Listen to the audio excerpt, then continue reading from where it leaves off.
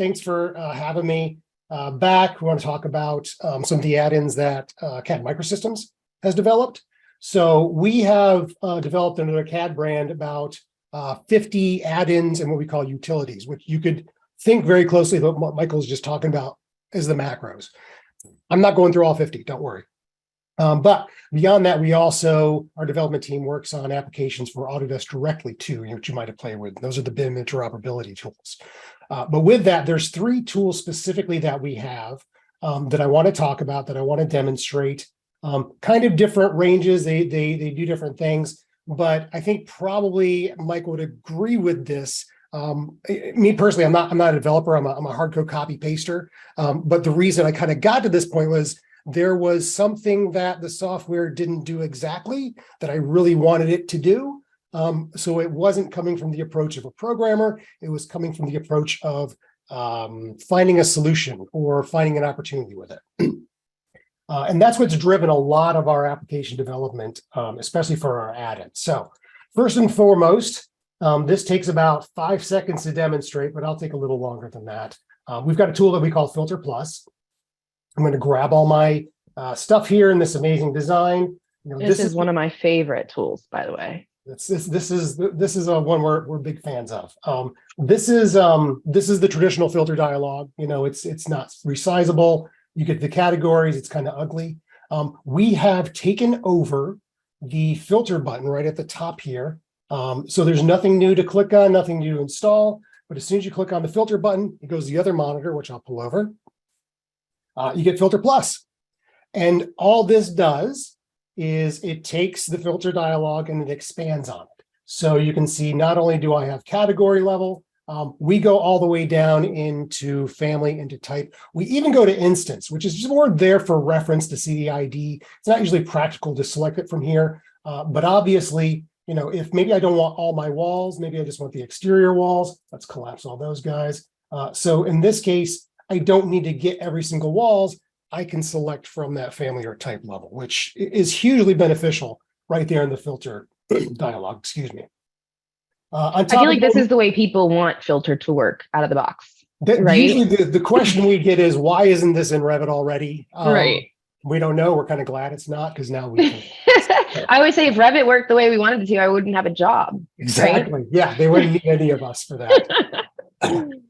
We've got a couple we call action buttons down here. You know, we found some folks were like going to select and then going to this and going to this and then going to this. It's just kind of a one-click save. So instead of selecting and going to selection box or selecting and hiding in view, I can just click here and it kind of does all that at once. You know, not going to save hours and hours, might trim off a couple minutes every week. But on the other hand, also, it's not going to take you out of hours to learn it. If you know the old filter, you know the new FilterPlus as well. So that one's FilterPlus. I apologize as the zoom bar is in my way, and how do I move the zoom bar? There we go. All right, zoom and bar. And you can still get to the old filter by going to the right bottom corner, right? By That's going right. to the filter icon down at the bottom. You got it. We cannot take over the status bar, but really, why would you want to go to the old? Why would you want to? I mean, I guess if you just wanted to like select all the categories of walls, you just want. Sometimes I'm teaching, you know, like if I'm doing a YouTube video or something, I don't want to necessarily show a tool not everybody has. Right? That's fair. Yep. You can show everybody if you want. That's fine with me. So the next one I want to talk about is what we call the dashboard. The dashboard, it's not the content. It's like a browser. It's like a browser window right inside of Revit. This is one that there's a funny divider line. It's like either folks are like, oh my gosh, I need that immediately. You're like, yeah, that's fine. I don't need that ever. But I'm going to toggle it on here. You can see it pops up down here. And it is literally just like a browser window that's embedded inside of Revit. What it does beyond a browser window, if I go to this advanced example, this is a PHP page on our website that's being used as a sample. And you can see it's got project name, number, client name, and username. So it is actually pulling data from the Revit file directly into this web page. So the web page is not the dashboard. This browser window is the dashboard. You still have to kind of create the content for it. But we've seen folks use it for like a tip of the day or link directly to their BIM manual or link to, help pages. With the activity you can get right from the project, maybe you have a task list that's based on project. Maybe you have contact information that's based on project.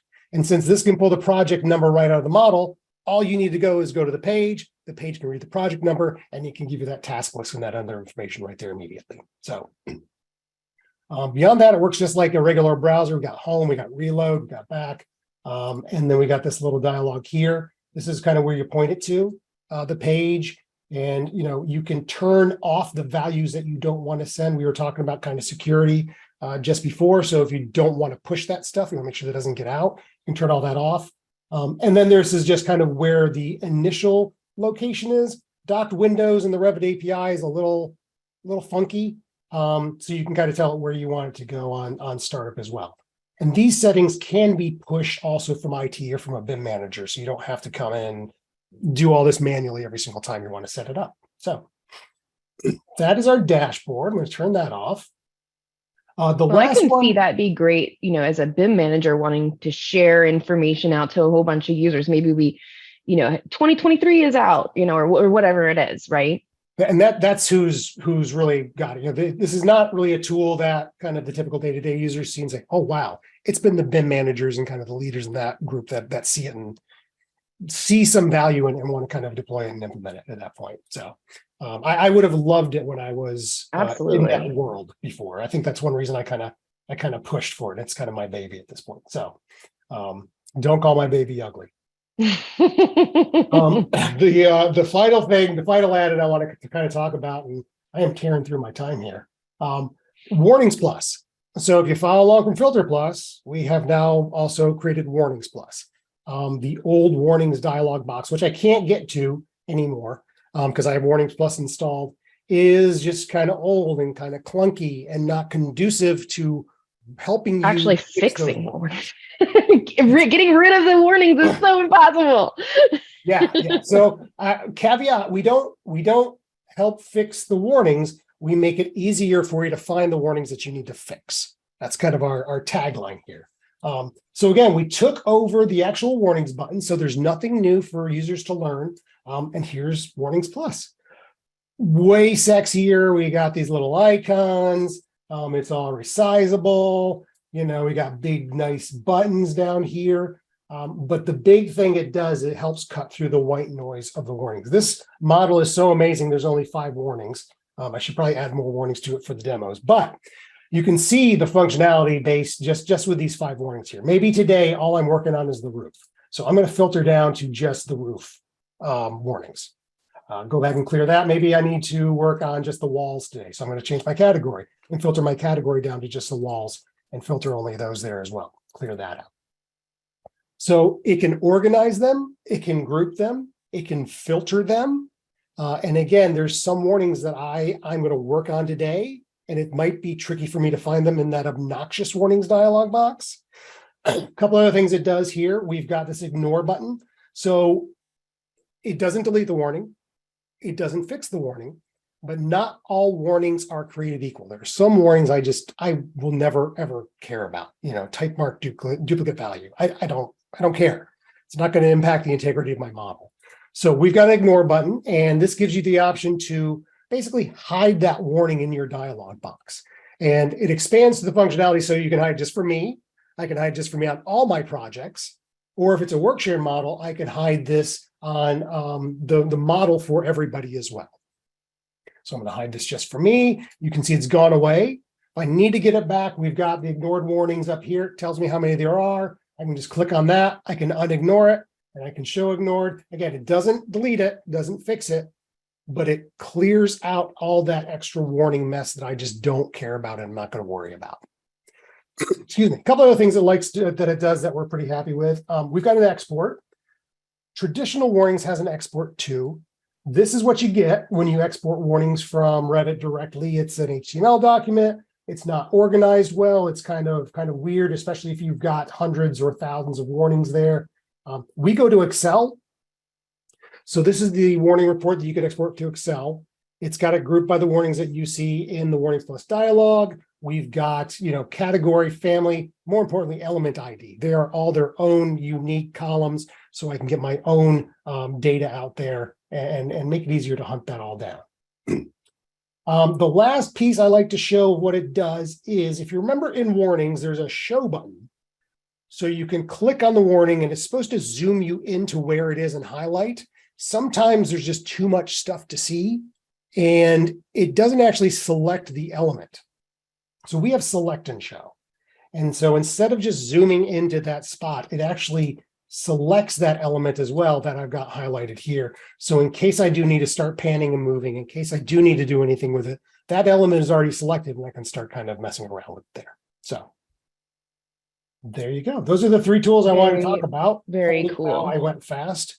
Are there any questions? The one question I have is, can you kind of look at warnings by element so that you can, if a one element has 3 warnings associated to it?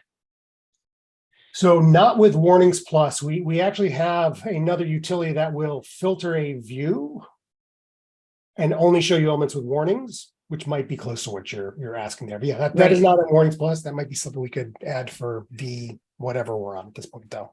Right. Just because I feel like with what you were saying, getting rid of some of the noise, I feel like that might be able to help just collapse it in together. But we do have a few questions here. First off, is this something that we can buy from CAD Microsystems? Those 3 tools you talked about. This is absolutely something you can buy from CAD Microsystems, yes. And you can see that there is the link in the chat, and I believe we have it under Michael's name, or I'm sorry, Jason's name as well, where you can get to the interoperability tools. About the FilterPlus, can you filter or select by work set? I believe you showed by level, or maybe that was by the warnings. The warning is by level. And work set. Level and work set. For no the level filter and work select. set in FilterPlus. That's an interesting thing, though. I'm going to write that down. And I don't think we have work set in WarningsPlus. I think that is simply by what we see here as well, but I can look at it. This is not a work shared model, but I'm pretty sure that category family type, what you see up here is what we've got among all the models there. But I'm writing that down right now.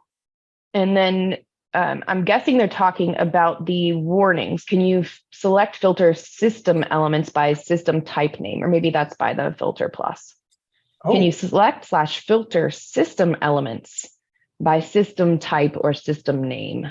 No, I don't think so. Basically, what we start with the list is the same list you're going to get from the traditional filter. We just kind of expand on that. And I need some of my MEP brethren to help out. I don't think that shows up in traditional select and filter at that point. So if it's not there, it's not going to be in FilterPlus either. Got it. Well, keep the questions coming for Jason. WarningsPlus, FilterPlus, amazing tools, especially because they're just so intuitive, right? When you start to use them, it really it's like you said, the way Revit probably you want it to behave, right? Or those dialog boxes the way that you want them to be.